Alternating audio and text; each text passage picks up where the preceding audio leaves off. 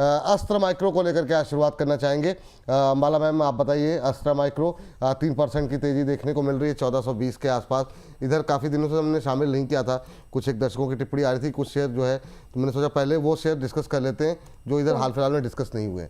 Ma'am बताइए कैसे देख रही हैं 1400 के आसपास? थोड़ा आज मुझे इंटरनेट इशू कर रहा है, एक सेकेंड। हाँ, वो आपकी आवाज़ बीच बीच में चली जा रही है। यस सर, वीकेंड आते आते फोन इंटरनेट बोल देता है बस करो। कितना ठीक इस्तेमाल है। करोगे जी? नहीं वैसे नहीं, लेकिन जस्ट ऑन लाइटर नोट, मतलब अनलिमिटेड है वैसे तो। चलिए, तो जो अस्त्र माइक्रो पर, अच्छा, मोस्ट रिसेंटली मैंने इस हफ्ते, मतलब पिछले हफ्ते अपने मेंबर्स को इस पर रिकमेंडेशन दी है 1150 के आसपास, और शायद, मैं श्योर तो नहीं हूँ, शायद आपके प्लेटफॉर्म पर भी। अब यहाँ से भी अभी 1415 के आसपास का प्राइस है विपुल जी, आराम से मैं यहाँ पर अभी और अपसाइड शायद नहीं, मुझे याद आ गया, किया था। और यहाँ से जो टारगेट दिए थे शायद 1400 से 1800 रुपए के टारगेट है, वो टारगेट के ऊपर है अभी। तो यहाँ आप फिर से, लेकिन अगर आप एक ओवरऑल आउटलुक की बात है, पूरा डिफेंस में एक नई रैली की तैयारी हो रही है, पूरे डिफेंस इंडेक्स को आप स्टडी करोगे तो ये जो काउंटर्स है, यहाँ पर भी आप वापस से अपनी अपसाइड मूवमेंट के लिए फ्रेश लॉन्ग ट्रेड अब भी बना सकते हैं। लेकिन डिफरेंस सिर्फ इतना आएगा कि आपका स्टॉप लॉस नजदीक है 1300 रुपए का, पहले था, अभी भी, मतलब पिछले 2-3 दिन जी। पहले फिर से आपको 1300 रुपए का ही स्टॉप लॉस मेंटेन करके, करंट प्राइस है 1414 का, यहाँ से बाय लेकर 1500 से 1800 के टारगेट के लिए आज भी 5 जून में भी इसमें बाय कर सकते हैं। जी ठीक है, ये बात निकल के आई है। इस बीच हमारे एक दर्शक है पीयूष जी, दीपक नाइट्रेट पे बात करना चाह रहे हैं। सर वो 1 बजे कर लेंगे सर, 1 बजे आप सवाल पूछ लीजिएगा पीयूष जी, 1 बजे डिस्कस कर लिया जाएगा प्रसिद्ध जी के साथ। लेकिन चलिए अब बात कर लेते हैं डेटा पैटर्न को लेकर। सर जरा देखिए डेटा पैटर्न में जिस तरीके से इंट्राडे लेवल पे रिकवरी आ रही है, कुछ संभावनाएं बन सकती हैं क्या ट्रेडिंग के लिए? ऑल टाइम हाई के आसपास आ चुका है, सो कोई प्रॉब्लम तो मुझे नहीं दिखाई दे रहा है, बने रहना चाहिए यहाँ पे। बिल्कुल 4100 पे रिसेंटली एक ब्रेकआउट आया है। ये ब्रेकआउट एक बार अगर मैं कैलकुलेट करके देख रहा हूं तो 4850, उसके बाद 5200 तक जाने के लिए रेडी हो रहा है। सो बने रहिए यहाँ पे। हम थोड़ा, मैं ज्यादा प्रेफर नहीं करता ब्रेकआउट ट्रेडिंग रिसेंटली डिफेंस में। डेटा पैटर्न का चार्ट बहुत बढ़िया लग रहा है, यहाँ पे हम डिने नहीं किया जा सकता। 4250 से अगर 4200 के आसपास कभी भी मिलता है, नेक्स्ट आप एक क्वार्टर का मैक्स टू मैक्स व्यू लेके चलिए। 4850 4800 के आसपास एक बार आप प्रॉफिट बुकिंग करने का अपॉर्चुनिटी आपको मिलेगा। होल्ड कीजिए, बनी रहिए, कोई प्रॉब्लम नहीं है। नई खरीदारी के लिए अभी ना खरीदे, स्विंग ट्रेड के लिए थोड़ा मैं रिस्की है। 80-100 पॉइंट नीचे चलिए खरीदने की। ठीक। चलिए आगे चलते हैं और एस्ट्रा माइक्रो के बाद अपोलो माइक्रो ले आइए मैम। ये भी लगातार चल ही रहा है, बीच बीच में थोड़ी सी सुस्ती आती है फिर चलने लगता है। आज भी अच्छी मजबूती दिखा रहा है अपोलो माइक्रो, अब 428 के आसपास पहुंचता हुआ। कैसा लग रहा है आपको करंट लेवल पे? एक मिनट। अपोलो माइक्रो 427 के आसपास। ठीक है। हाँ जी, मैं आज यहाँ से फ्रेश लॉन्ग की सलाह फिर से दूंगी, और अब स्टॉप लॉस छोटा है। मैंने जो पुरानी बात की थी कि आप एक ट्रेलिंग लगा के रखिएगा 395 की, उसको, क्योंकि वो 395 ट्रेलिंग ट्रिगर नहीं हुआ, सो विद दैट इंजप्शन आप लोग, मतलब विद दैट कंफर्मेशन आप अभी भी ट्रेड में बरकरार है, आप होंगे। तो इस व्यू के साथ अभी 430 पर चल रहा है विपुल जी, यहाँ से एक बार अटेम्प्ट फिर से बनता है। स्टॉप लॉस होगा 390 का, करंट प्राइस है 430, पॉसिबल टारगेट 470 से 490 के बन सकते हैं। स्टॉप लॉस है 390 का, तो ये स्टॉप लॉस के साथ आप अभी भी यहाँ पर एक लॉन्ग व्यू फिर से बना सकते हैं, स्पेशली वो जिन्होंने पहले पूरा स्विंग ट्रेड मिस कर दिया हो, या इन्वेस्टमेंट जो भी था मिस कर दिया है। तो 390 के नई खरीदारी करें, टारगेट 470 490, स्टॉप लॉस कितना होता है? 390 390 390 390 ना? 390 390 का स्टॉप लॉस, 470 490 के टारगेट के लिए Yes. अपोलो माइक्रो को खरीद कर जा सकते हैं। करंट लेवल पे भी आज अच्छा मोमेंटम देखने को मिल रहा है, 2.25% ऊपर। एक और अच्छा मोमेंटम देखने को मिल रहा है। प्रदीप सर देखिए जरा पारस डिफेंस के अंदर, पारस डिफेंस अभी खरीद सकते हैं क्या? आज हम देख रहे हैं काफ़ी शानदार मोमेंटम है। और इसके अलावा पावर में जरा सीजी पावर देख लीजिए, सीजी पावर में अभी क्या सिचुएशन बनती हुई दिखाई दे रही है। लेकिन पहले पारस डिफेंस, शानदार मोमेंटम। बिल्कुल जी, सीजी पावर का रिसेंटली हमने रिव्यू दिया था, 1250 1300 के आसपास का टारगेट मैंने बताया था, इंटैक्ट है। स्टार्ट हुआ था ऑलमोस्ट 650 से। पारस का हमने कॉल जनरेट किया था ऑलमोस्ट 560 से, all time high on the wave ऐसे बताया था, बार बार डिस्कशन हुआ, ऑल टाइम हाई आ गया है। अभी का टारगेट मुझे लगता है कि इजीली आपको 1150 1200 के आसपास अगर किसी के पास है उस टाइम पे एक बार बेच के आना है। लेकिन अभी बाय करते हो तो एज ए ट्रेडर उस हिसाब से आपको स्टॉप लॉस मेंटेन। बाई मैं अभी प्रेफर नहीं करूंगा कोई भी डिफेंस कंपनी में, क्योंकि ऑलरेडी ऊपर आ गया है, बीच में नीचे आया था, बाइंग दिया था। हर एक लेवल पे बाई नहीं करना है, ये अपने आप में एक आप मेंटेन कीजिए।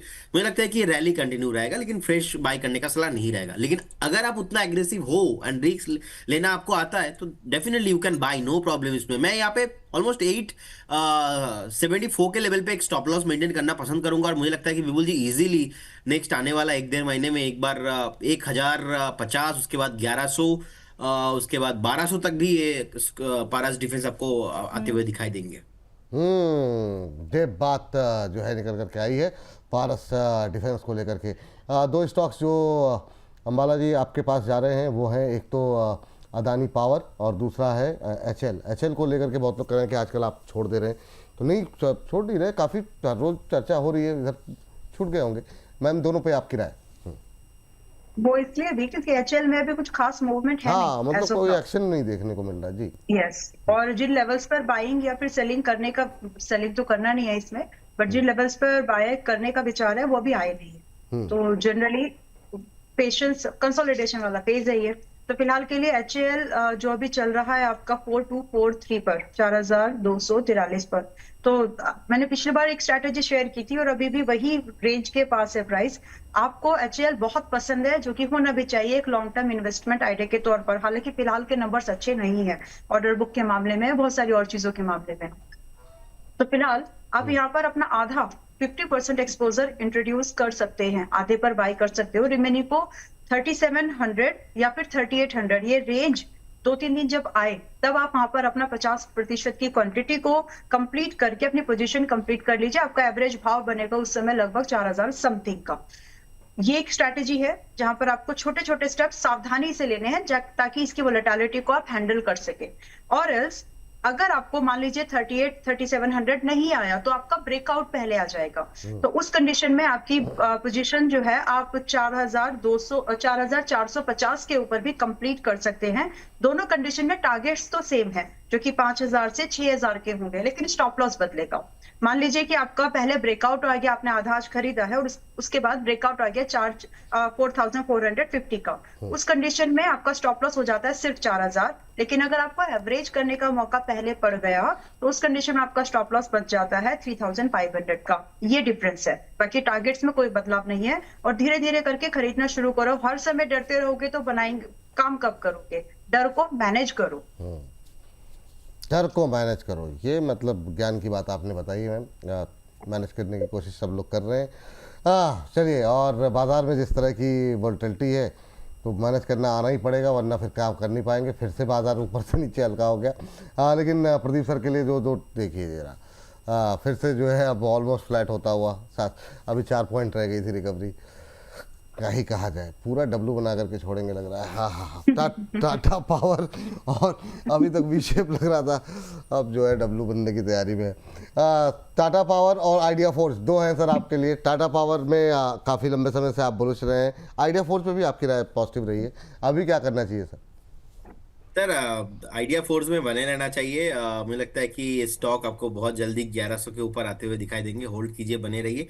फ्रेश बाई करने का सलाह अभी मैं नहीं दूंगा, क्योंकि ऑलरेडी हमने नीचे से बाई करवाया है। टाटा पावर अभी बाई करके जा सकते हैं, 412-13 चल रहा है, थोड़ा स्लो बीटा काउंटर है। अपने अदानी पावर की तरह उतना फास्ट नहीं चलता, लेकिन बहुत बढ़िया वैल्यू जोन में है। 385 का एक स्टॉप लॉस मेंटेन करना पसंद करूंगा। पहला टारगेट 460, उसके बाद 480। हमने पास जितने भी शोज है डिस्कशन किया है, सेम व्यू रहेगा। अभी भी बाई करके जा सकते हैं, स्टॉप लॉस मेंटेन करेंगे तो। जो आप मार्केट दिखा रहे थे सर, देखिए फिर से आ गया नीचे। मैं वही बोल रहा था सर कि आज इवेंट बेस अभी मार्केट इतना वॉलेटाइल है, और एक बड़ा आरबीआई पॉलिसी का जो अभी इंटरप्रिटेशंस मार्केट देख रहा है, अभी यहाँ पे ट्रेड नहीं किया जा सकता। थोड़ा शांति से बैठना है मुझे, और जो कि हम लोग कर ही रहे।